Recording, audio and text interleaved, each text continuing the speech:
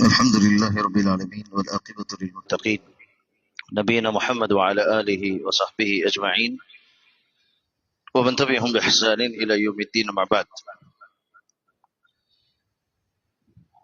تمام قسم کی تعریفیں اس اللہ تبارک و تعالیٰ کے لیے جو اکیلا تنہا اس پوری کائنات کا خالق ہے، مالک ہے، رازق ہے. میری اور آپ کی ہمہ قسم کی عبادتیں صرف اور صرف اس اکیلے اللہ کے لیے، اور میرے اور آپ کی زندگی کا حقیقی مقصد اللہ کی بندگی ہے. سبحان اللہ بحمدہ، سبحان اللہ العظیم. حمد و ثنا کے بعد درود و سلام ہو ابی علیہ الصلوۃ والتسلیم پر، خصوصاً میرے اور آپ کے آخری نبی جناب محمد الرسول اللہ صلی اللہ علیہ وسلم کی ذات اقدس پر. اللہم صلی علی محمد وعلی آل محمد کما صلیت علی ابراہیم وعلی آل ابراہیم انک حمید مجید. اللہم بارک علی محمد وعلی آل محمد کما بارکت علی ابراہیم وعلی آل ابراہیم انک حمید مجید. محترم حاضرین و خواتین، اللہ کے شکر اور احسان کے بعد الحمدللہ ہم نے آج کی تراویح میں 19 پارے ختم کر کے 20ویں میں ہم داخل ہو چکے ہیں.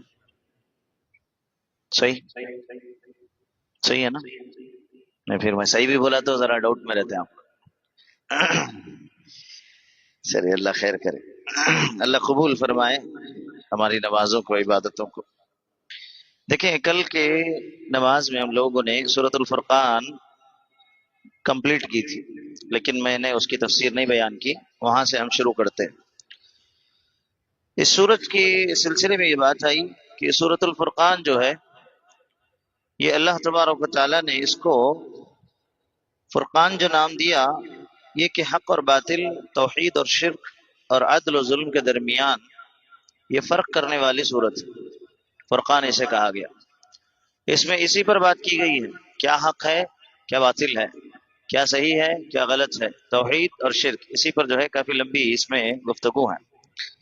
اس میں آپ پڑھیں گے آیت نمبر 27 سے 30 تک، تو اللہ تبارک و تعالیٰ نے اللہ کے نافرمانوں سے دوستی کا جو انجام ہوتا ہے، اس کے سلسلے میں اللہ رب العالمین نے ایک خاکہ کھینچا.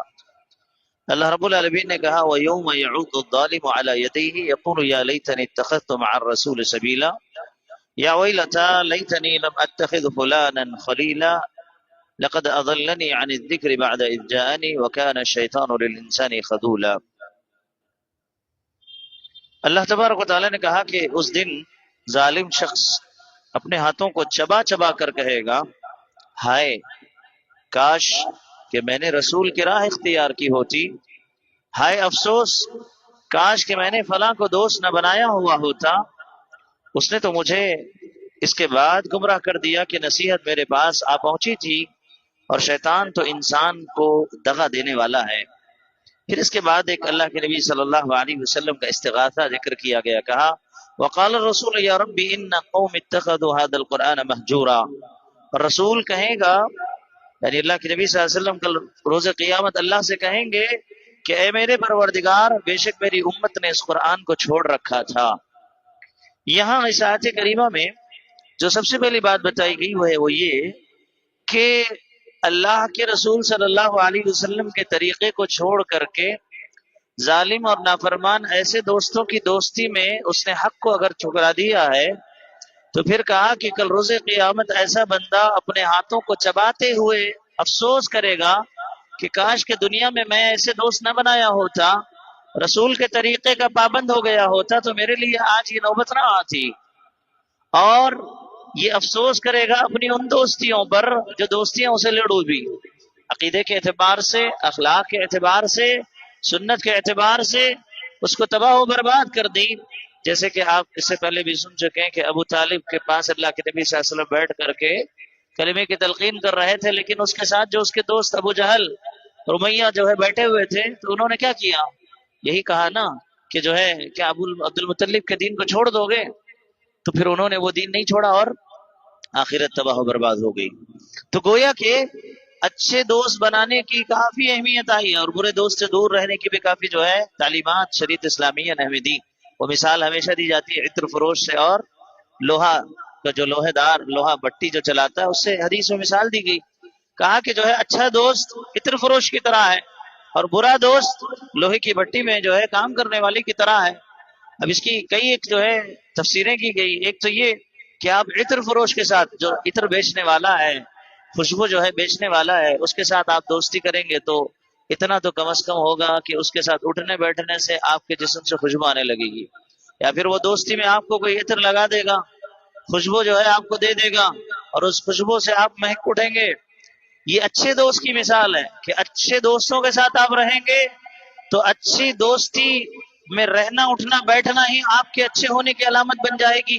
سماج میں جب آپ کے بارے میں کوئی پوچھے کہ فلاں بندہ کیسا ہے تو لوگ یہ کہیں گے کہ ہاں اچھے لوگوں کے ساتھ اٹھتا بیٹھتا ہے، اچھے ہیں اس کے دوست، دیندار ہے، نمازی، ان کے ساتھ رہتا بیٹھتا ہے، تو پھر اس کا نام بھی اچھا ہوگا، یا کم از کم یہ ہوگا۔ لیکن اس سے زیادہ یہ ہے کہ اچھوں کے ساتھ رہتے رہتے انسان ان کی اچھائیاں سیکھنے لگ جاتا ہے اور ان سے نمازوں کو سیکھ کر کے نمازی بن جائے، اچھے اخلاق کا کردار اس کے اندر آنے لگ جائے، بہت ساری اچھی چیزیں خوبیاں وہ اپنا سکتا ہے۔ یہ مثال اللہ کے نبی صلی اللہ علیہ وسلم نے دی۔ اور برے دوست کی مثال دی کہ جو بھٹی میں لوہے کو تپاتا ہے، اس کے پاس اگر جا کر کے کوئی بیٹھتا ہے تو اس کے پاس بیٹھ کر کے ایک تو گرمی اور وہاں کی دھواں اور وہاں کی جو ہے تپش اس کو برداشت کرنی پڑے گی، اور دوسرا یہ کہ وہاں سے اٹھنے والی چنگاریاں اس کے جسم کو لگے گی یا اس کے کپڑے کو جلا دے گی۔ کہا کہ برے دوستوں کے ساتھ رہنا ایسا ہی ہے کہ جو آپ کو ان کی برائیوں کو جو ہے ہم لینا شروع کر دیں گے۔ ایک برے دوست کے ساتھ آپ بیٹھیں، آپ کو اس کی برائی نہیں لگے گی، اس لیے کہ وہ دوست ہے۔ وہ شراب پیے، وہ سگریٹ پیے، وہ گٹکا کھائے، وہ حرام بولے، وہ فلاں کرے، کچھ بھی کرے، لیکن ہم بیٹھیں گے۔ بعض دنوں کے بعد ایسی بھی دوستیاں ہم نے دیکھی کہ صرف دوستی کے نام پہ دوستی شروع ہوئی، لیکن جا کر کے رکی تو شراب خانے پہ، جا کر کے رکی تو جو ہے جوئے خانے پر۔ یہ دوستیاں برباد کرنے والی دوستیاں، اور یہ مثال بھی اللہ کے نبی صلی اللہ علیہ وسلم نے اس لیے دی کہ ایسے دوستوں کے ساتھ بیٹھنے سے ہوتا یہ ہے کہ ایسے برے دوستوں میں رہنے سے جب آپ کی شناخت کہیں پر ہونی ہے، آپ کے بارے میں جب پوچھنا ہے، میرے بارے میں کسی سے پوچھنا ہے، تو جب لوگ تحقیق کریں گے تو پتا چلے گا کہ ارے صاحب فلاں اوباشوں کے ساتھ رہتے ہیں، فلاں جو ہے لفنگوں کے ساتھ رہتے ہیں، فلاں ایسے ویسوں کے ساتھ رہتے ہیں، تو پھر نام ہمارا بھی خراب کہ جن کے ساتھ اٹھتے بیٹھتے ہیں نام انہی کے ساتھ آئے گا کہ کس کے ساتھ رہتا ہے۔ تو پھر یہی اللہ کے نبی صلی اللہ علیہ وسلم نے کہا کہ اچھے دوست اچھائی لے کر کے آئیں گے، برے دوست برے جو ہے بنا کر کے چھوڑ دیں گے۔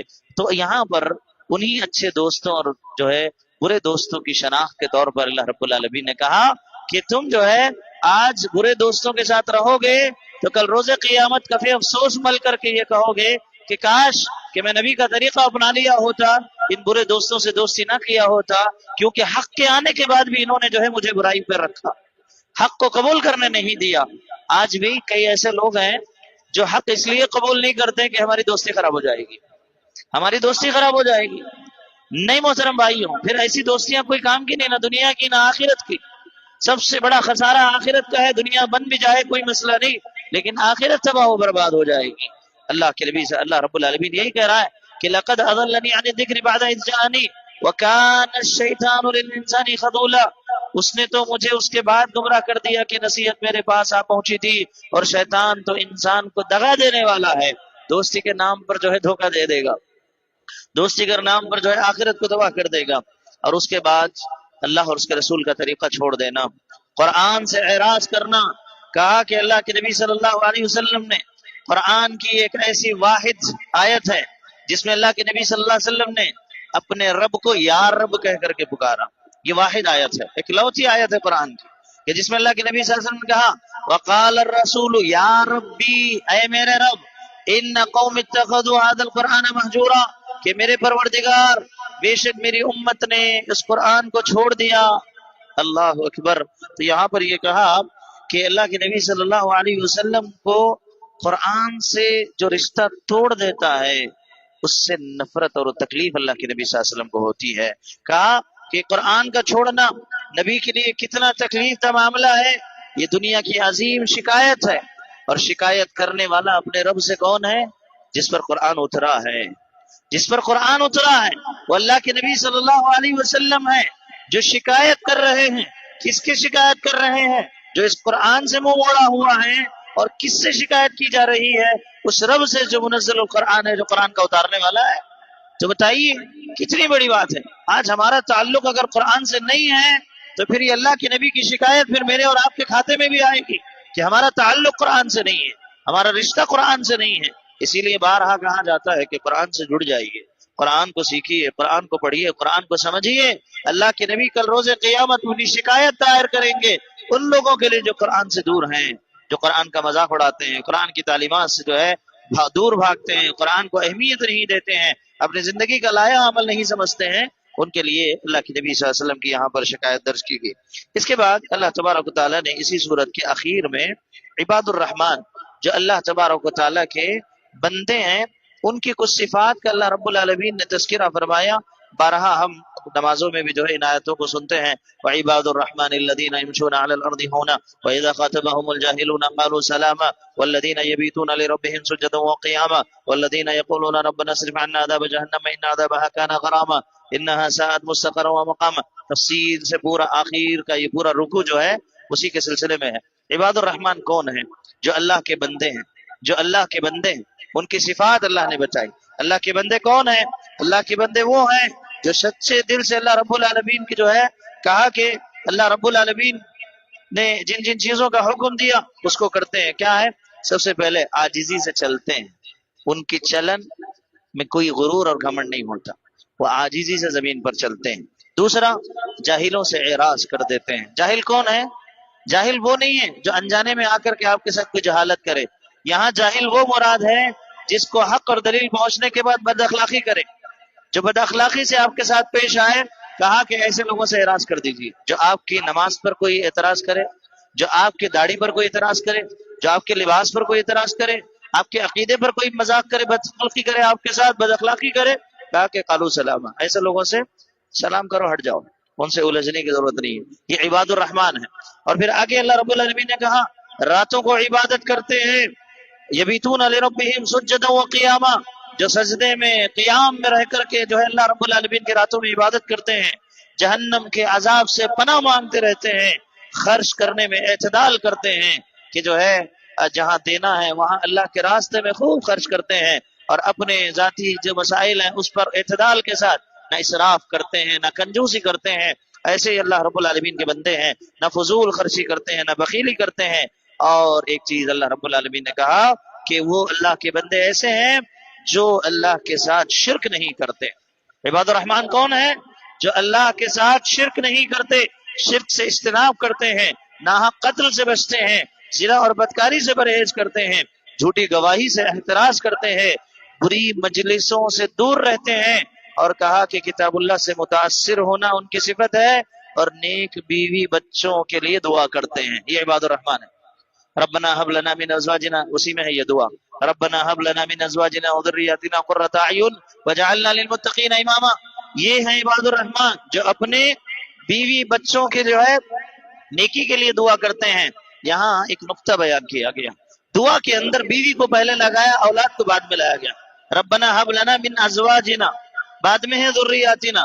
تو مفسرین نے لکھا کہ بیوی نیک ہوگی تو اولاد نیک ہوگی، بیوی نیک اور صالح ہوگی تو اولاد نیک اور صالح ہوگی، بیوی با کردار ہوگی تو اولاد با کردار ہوگی، بیوی تعلیم یافتہ تربیت یافتہ ہوگی تو اولاد تعلیم اور تربیت یافتہ ہوگی۔ تو اسی لیے عباد الرحمن وہ ہیں جو اپنی پہلے بیویوں کے سلیکشن اور اس کے لیے دعا جو ہے صالحیت کی کرتے ہیں، اور اس کے بعد کہتے ہیں کہ اللہ ایسی صالح بیویوں کے ذریعے سے نیک اور صالح ہماری ذریت کو چلانا۔ یہ عباد الرحمن کا اللہ نے تذکرہ کیا۔ پھر اس کے بعد اللہ تبارک و تعالیٰ نے عباد الرحمن کی ایک اور صفت بتائی، کہا عباد الرحمن کی صفات کو بتانے کے بعد کہا کہ اب ہو سکتا ہے کہ بندوں کے دل میں خواہش ہو، ایک بندہ جو نافرمان ہے، گنہگار ہے، غلطیاں کر چکا ہے، اب اس کے دل میں ہو رہا ہے کہ میں اللہ کا بندہ بن جاؤں، اللہ کا بندہ بن جاؤں۔ تو عباد الرحمن کی ان ساری صفات کا تذکرہ کرنے کے بعد اللہ نے ایک ایسا دروازہ کھولا نا، اللہ نے اپنے رحمت کی ایسی جو ہے کرم فرمائی کی۔ اللہ رب العالمین نے کتنی پیاری آیت کہا، الا من تاب وآمن وعمل عملا صالحا فاولئک یبدل اللہ سیئاتهم حسنات وکان اللہ غفورا رحیما ومن تاب وعمل صالحا فانه یتوب الی اللہ متابا۔ اللہ نے کہا کہ جو اللہ کے بندے ہیں سچے دل سے اگر توبہ کرے نا، سچے دل سے اگر توبہ کر کے اللہ کی طرف رجوع ہو جائیں، پلٹ جائیں، اللہ کہہ رہا ہے کہ سوائے ان لوگوں کے جو توبہ کریں اور ایمان لائیں، نیک کام کریں، ایسے لوگوں کے گناہوں کو اللہ نیکیوں سے بدل دیتا ہے۔ ایسے لوگوں کے گناہوں کو اللہ نیکیوں سے بدل دیتا ہے. اللہ بخشنے والا مہربانی کرنے والا ہے. اور جو شخص توبہ کرے اور نیک عمل کرے وہ تو حقیقتاً اللہ کی طرف سچا رجوع کرنے والا ہے. اللہ اکبر. ابھی بھی اللہ کی طرف سے ہمارے لیے موقع ہے. غلطیاں خطائیں ہماری زندگی کا اوڑھنا بچھونا بن چکی ہیں، لیکن ہمیں جو ہے ان سے گریز کر کے اللہ کی طرف آنا ہے، صالح بننا ہے، توبہ کا راستہ اختیار کرنا ہے. اور اللہ سارے گناہ معاف کرنے کے لیے تیار ہے، ساری غلطیاں کوتاہیاں معاف کرنے کے لیے تیار ہے، شرک کو تک اللہ معاف کرنے کے لیے تیار ہے، بدعات و خرافات کو معاف کرنے کے لیے تیار ہے. اور اللہ نے عباد الرحمان کی جتنی صفاتیں بتائی، اگر اس میں سے بھی کوئی کمیاں ہیں، وہاں ہم سے زیادتی ہو چکی ہے، تو اب اللہ رب العالمین اسے بھی معاف کرنے کے لیے تیار ہے. اللہ رب العالمین وہ غفور الرحیم ہے، وہ اعلان کر رہا ہے کہ بندہ میری طرف آئے. اس کے بعد سورۃ الشعراء شروع ہوتی ہے. اس سورت کے اندر مختلف انبیاء علیہ السلام کے تذکرے ہیں. یہ سارے واقعات پیچھے گزر چکے ہیں، جس میں جو ہے اللہ رب العالمین نے مختلف انبیاء حضرت موسیٰ، ابراہیم، نوح، ہود، صالح، لوط، شعیب علیہ السلام کا جو ہے تذکرہ کیا.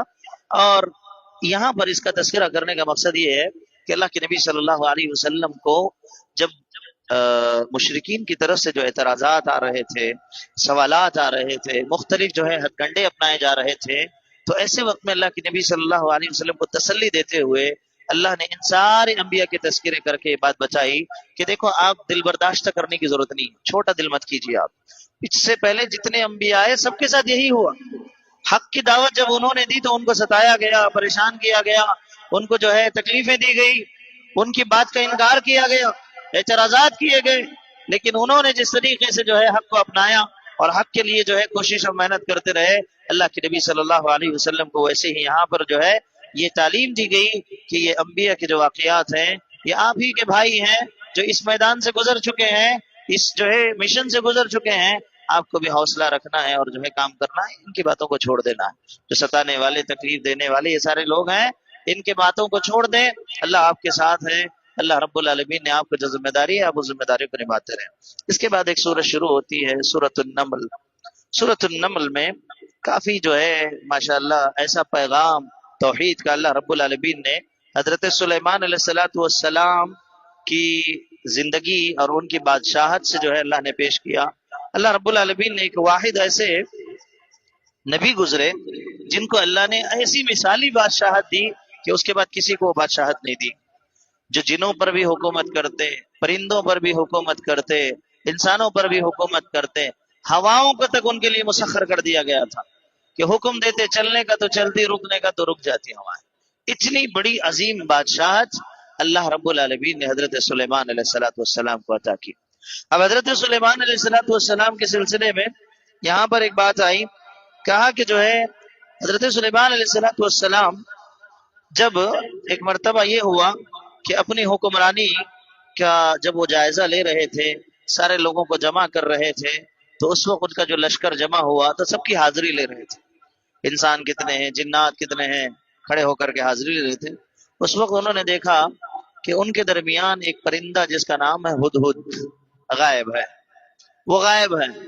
تو سلیمان علیہ السلام نے یہ کہا کہ کہاں چلا گیا ہے یہ جو ہے کدھر ہے، غائب ہے، اب میری اجازت کے بغیر جو ہے چلا گیا ہے. تو اس کے بعد انہوں نے کہا کہ اگر کوئی اچھی چیز یہ لے کر کے آئے گا، اچھی جو ہے خبر لے کر کے آئے گا تو ٹھیک ہے، ورنہ میں اس کو جو ہے ختم کر دوں گا، اس کو جو ہے مار دوں گا. یا کہا کہ آپ نے پرندوں کی دیکھ بھال کی اور فرمانے لگے یہ کیا بات ہے کہ میں ہدہد کو نہیں دیکھتا، کیا واقعی وہ غیر حاضر ہے؟ کہا کہ یقیناً میں اسے سخت سزا دوں گا یا اسے ذبح کر ڈالوں گا یا میرے سامنے کوئی صریح دلیل بیان کرے.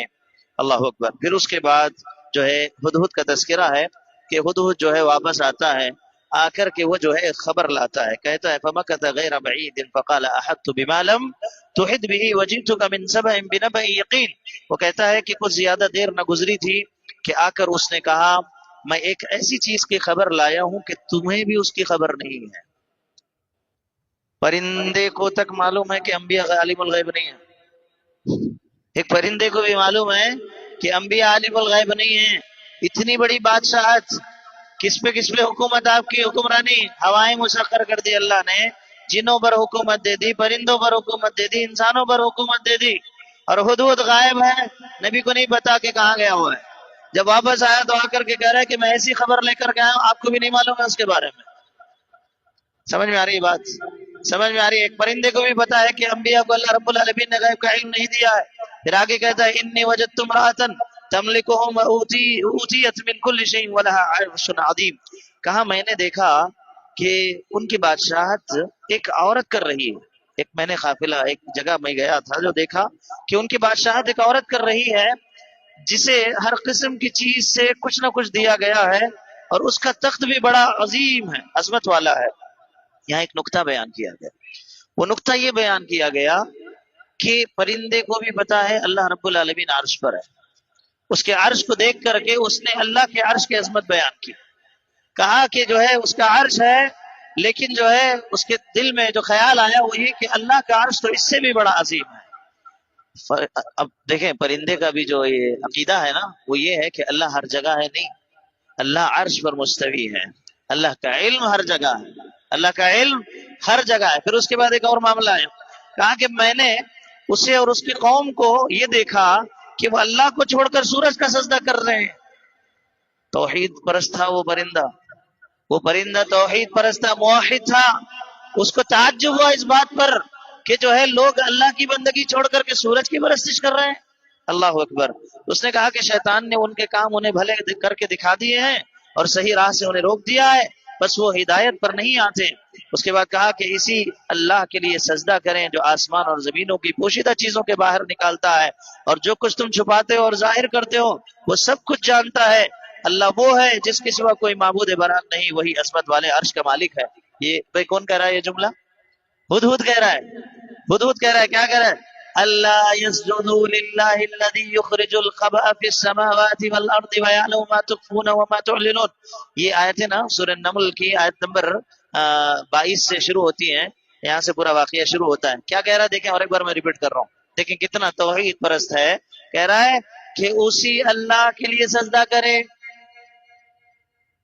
اسی اللہ کے لیے سجدہ کریں جو آسمانوں اور زمینوں کی پوشیدہ چیزوں کو باہر نکالتا ہے اور جو کچھ تم چھپاتے ہو ظاہر کرتے ہو وہ سب کچھ جانتا ہے. پرندے کو تک یہ علم ہے کہ اللہ رب العالمین چھپی ڈھکی ساری باتوں کا علم رکھنے والا ہے. پھر آگے کہہ رہا ہے اللہ لا الہ الا ہو رب العرش العظیم. پرندہ ہدہد کہہ رہا ہے اللہ وہ ہے جس کے سوا کوئی معبود برحق نہیں ہے. توحید کا اعلان کر رہا ہے اور کہہ رہا ہے کہ وہی عظمت والا عرش کا مالک ہے. اس کے عرش کو دیکھ کر کے وہ چونکا نہیں. کہا کہ عظیم عرش اور بادشاہت اس کی ہے، یہ تو کچھ بھی نہیں ہے. پھر اس کے بعد ہوا کہ سلیمان نے کہا کہ اب ہم دیکھیں گے کہ تو سچ کہہ رہا ہے یا جھوٹ کہہ رہا ہے. تو سلیمان علیہ السلام نے پھر جو ہے خط لکھ کر کے بھیجا. خط پہنچا. خط پہنچنے کے بعد جو ملکہ بلقیس تھی، سبا جو ہے اس شہر کا نام تھا، تو وہاں سے جو ہے اس نے پھر یہ کیا کہ اس نے تحفے تحائف بھیجے حضرت سلیمان کو یہ دیکھنے کے لیے کہ یہ جو سلیمان علیہ السلام نے جو پیغام بھیجا تھا یہ کہ جو ہے تم ایک اللہ کی عبادت کرو، تم جو کر رہے ہو غلط ہے. اس کی طرف جو ہے توحید کی دعوت دی. تو اس نے اپنے مشیروں سے مشورہ کیا بلقیس نے. پھر اس کے بعد جو ہے اس نے کہا کہ اگر یہ واقعی حکومتوں والا بادشاہ ہے، دنیا دار ہے، تو پھر ہمارے تحفے قبول کر لے گا. نہیں، اگر واقعی سچا رسول ہے جو ہمیں توحید کی دعوت دے رہا ہے تو پھر جو ہے وہ ہمارے تحفے واپس کر دے گا. اور ہوا بھی ویسے کہ واپس جو ہے سلیمان علیہ السلام کے بعد جب تحفے تحائف آئے آپ نے واپس کر دیے. کہا کہ تم سے زیادہ اللہ نے مجھے دے رکھا ہے، تمہارا کیا ہے، تم سے بہت کچھ اللہ نے مجھے دے رکھا ہے. اور اس کے علاوہ جو ہے ہوا یہ کہ سارے معاملات ہوئے. تو پھر سلیمان علیہ السلام نے اسے دعوت دی کہ جو ہے تم میرے پاس آؤ. اور جو ہے کہا کہ ٹھیک ہے. وہ آئی تو اس میں ایک واقعہ ہے کہ اس کے تخت کو لایا گیا. اس کے تخت کو لایا گیا. بعض لوگ یہاں کہتے ہیں کہ ایک جن تھا جس نے یہ دعویٰ کیا کہ آپ کی یہ مجلس شروع ہونے سے پہلے میں جو ہے جا کر کے لے کر کے آ جاؤں گا. 3000 میل کا فاصلہ، اتنا لمبا فاصلہ، اور تخت اتنا بڑا کہ جس کے بارے میں بھی جو ہے کافی تفصیل آئی کہ 80 گز جو ہے لمبا تھا، 40 گز چوڑا تھا، فلاں فلاں اس کے اندر جو ہے باتیں آئیں. بہرحال وہ ہمارے لیے مقصد نہیں ہے. تو بعد میں ایک چیز آئی کہ ایک اور بندہ تھا جس کے پاس کتاب کا علم تھا. اس نے یہ کہا کہ آپ پلک جھپکے میں لے کر کے آؤں گا. تو لے کر کے آیا. اس میں بہت سارے لوگ اختلاف کرتے ہیں اور ہمارے کافی حضرات اس سے غلط استدلال یہ کہتے ہیں کہ دیکھو یہ اللہ کا ولی تھا، اس کے اندر جو ہے اتنی طاقت تھی کہ وہ جو ہے پلک جھپکتے ہی اللہ کے عرش کو لے کر کے آیا۔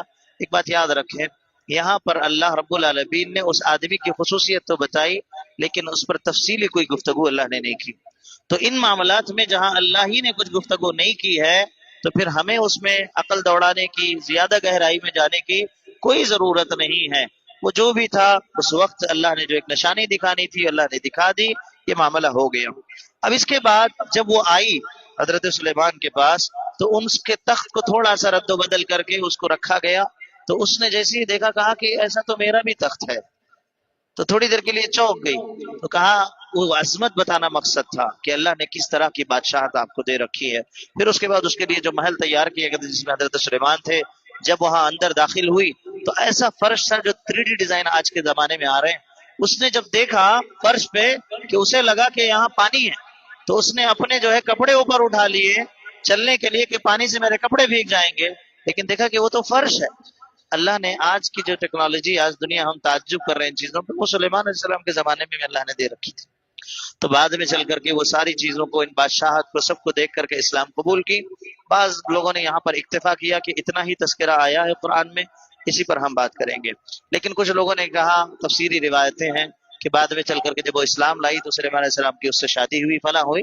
اب اس کے بارے میں کوئی تفصیل کہیں پر بھی نہیں ملتی، قرآن میں بھی نہیں ہے، کہیں احادیث میں بھی اس کا تذکرہ نہیں ہے۔ تو بہرحال اس واقعے سے ایک بات یہ بتانی یہ تھی کہ اس وقت کا سلیمان علیہ السلام کی بادشاہت میں رہنے والا بادشاہ، ایک پرندہ بھی جو ہے موحد تھا، جو توحید کا علی اعلان جو ہے ڈنکی کی چوٹ پر اعلان کر رہا تھا۔ اور شرک کو جب اس نے دیکھا تو اسے تعجب ہوا کہ لوگ یہ جو ہے سورج کی پرستش کیوں کر رہے ہیں، اور وہ آ کر کے جو ہے وقت کے نبی کو جو ہے اس کی شکایت کی۔ اور اس کا بھی یہ عقیدہ تھا کہ انبیاء کو کوئی علم، عالم الغیب نہیں تھے۔ اس کے علاوہ سلیمان علیہ السلام کا ایک اور واقعہ ہے کہ آپ کا سارا لشکر ایک مرتبہ جا رہا تھا تو چونٹیوں کی ایک جماعت، جو سورت کا نام ہے نا نمل، عربی میں نمل چونٹی کو کہتے ہیں، کہ چونٹیوں کی سردارنی نے دیکھا کہ سلیمان جو ہے آ رہے ہیں، اور سلیمان علیہ السلام کے اس لشکر کو دیکھ کر کے اس نے جو ہے اپنے سارے لشکر سے یہ کہا، چونٹیوں کے لشکر سے، کہ دیکھو سلیمان آ رہے ہیں، کہیں ایسا نہ ہو کہ وہ نہ جانتے ہوئے تمہیں کرون دے، کچل دے، چلو تم اپنے گھروں میں جا کر کے جو ہے پناہ لے لو، اپنے مسکنوں میں جا کر کے پناہ لے لو۔ تو حضرت سلیمان کو اللہ نے یہ ملکہ دیا تھا کہ آپ جانوروں کی زبان بھی سمجھتے تھے۔ تو چونٹی نے جو بات کی نا اپنی قوم سے، اپنے جو ہے سارے گروہ سے، سلیمان علیہ السلام کو اس کی بات پر ہنسی آ گئی۔ سلیمان علیہ السلام کو اس کی بات پر ہنسی آ گئی۔ یہاں مفسرین نے ایک نقطہ لکھا کہ اس نے سلیمان علیہ السلام کو نام سے بلایا کہ سلیمان آ رہے ہیں اور سلیمان کے لشکر تمہیں کچل نہ دے۔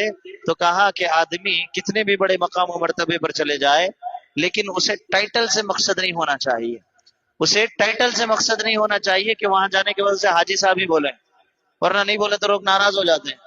حاجی صاحب نہیں لکھو کسی کے نام کے آگے، لوگ ناراض ہو جاتے ہیں۔ بھائی آپ نے خود مشاہدہ بھی کیا ہوگا مجھ سے زیادہ۔ تو یہ ٹائٹل معنی نہیں رکھتا انسان کا۔ وقت کا نبی، جس کو ایک چھوٹی معمولی سے جو ہے چھوٹی نبی کو وقت جو ہے بلا رہی ہے نام سے، تو آپ ناراض نہیں ہوئے، مسکرائے۔ پھر اس کے بعد جو ہے اللہ رب العالمین نے چونٹی کا بھی جو تذکرہ کیا نا، وہ اس لیے کیا کہ جیسے میں اس سے پہلے کہتا آ رہا ہوں کہ اللہ نے جو چھوٹی چھوٹی مخلوقات کا تذکرہ کیا، اس کے پیچھے اللہ کی بڑی حکمتیں ہیں۔ اللہ نے چونٹی کے اندر جو ہے بعض روایتوں کے مطابق آج کی 6000 سے زیادہ قسمیں ہیں چونٹی کی، چونٹی کی 6000 سے زیادہ نسلیں اور قسمیں ہیں۔ اور ان میں ایک اور اللہ نے جو تذکرہ کیا اس واقعے کا، اس لیے کیا لوگوں کو یہ بتانے کے لیے کہ چونٹی جب حکم دی اپنی جو ہے ساری چونٹیوں کو، تو ساری چونٹیوں نے اس کی اطاعت کی۔ کہا کہ امیر کی اطاعت ایسی ہونی چاہیے جیسے یہاں پر اس نے ندا لگائی تو ساری چونٹیوں نے جو ہے اپنے راستے ختم کر دیے اور جا کر کے اس کی بات پر عمل کیا۔ تو کہا کہ آج ہم اپنے امیر اور اپنے جو ہے بڑوں کی اطاعت میں نہیں رہتے ہیں، اور جو ہے یہاں پر اللہ یہ مثال دے کر کے بتا رہا ہے کہ چونٹیوں کے اندر تک، اتنی چھوٹی سی مخلوق کے اندر اطاعت و فرما برداری کا یہ جذبہ ان کے اندر پایا جاتا ہے۔ اور اس کے علاوہ ایک اور چیز چونٹیوں میں ہے کہ چونٹیوں میں اللہ تبارک و تعالیٰ نے ایسی ایسی خصوصیات اور خاصیتیں دے رکھی ہیں کہ جو اپنے کھانے کو جو اسٹور کرتی ہیں، اپنے جو گھر بناتی ہیں، اور اس کے علاوہ ان میں ایک لیبر سسٹم ہے کہ بہت زیادہ چونٹیوں میں لیبر کاسٹ ہے، جو لیبر کا کام زیادہ کرتے ہیں، کہ سامان جمع کرنا، گھروں کو بنانا، ہاں لوگوں کی حفاظت کرنا، وہ جو ہے اس جگہ کی حفاظت کرنا، یہ ساری ساری خصوصیات اللہ نے اس کے اندر رکھی۔ تو بہرحال اللہ اس کے ذریعے سے بھی یہ بتانا چاہتا ہے کہ اللہ کی توحید، اللہ کی خالق ہونے کی دلیل کہ اللہ تبارک و تعالیٰ نے ان معمولی چیزوں کو بھی ایسے ہی نہیں پیدا کیا۔ ان چیزوں پر بھی غور کرو تو اللہ کی توحید جو ہے مجھے اور آپ کو سمجھ میں آئے گی۔ یہ کچھ چیزیں اللہ رب العالمین نے یہاں پر بیان کی ہیں۔ سورۃ النمل کا اور تھوڑا حصہ آئندہ 19ویں پارے میں ہے، اس کے بعد سورہ قصص شروع ہوتی ہے، انشاءاللہ ہم آگے اس پر بات کریں گے۔ اللہ سے دعا ہے اللہ تعالیٰ مجھے اور آپ کو صحیح معنوں میں جو ان صورتوں کے ذریعے سے توحید کا جو پیغام دیا گیا ہے، اللہ اس کو ہمیں قبول کرنے کی توفیق نصیب فرمائے۔ اللہ ہمیں توحید پر قائم اور دائم رکھے۔ اللہ تعالیٰ ہمیں شرک سے ہماری نسلوں کی حفاظت فرمائے۔ اللہ رب العالمین ہمیں جب تک زندہ رکھے توحید پر زندہ رکھے، حسن خاتمہ نصیب فرمائے، سوء خاتمہ سے اللہ حفاظت فرمائے، آمین۔ وآخر دعوانا الحمدللہ رب العالمین، سبحانک اللہم وبحمدک، اشہد ان لا الہ الا انت، استغفرک واتوب الیک۔ السلام علیکم و رحمۃ اللہ وبرکاتہ۔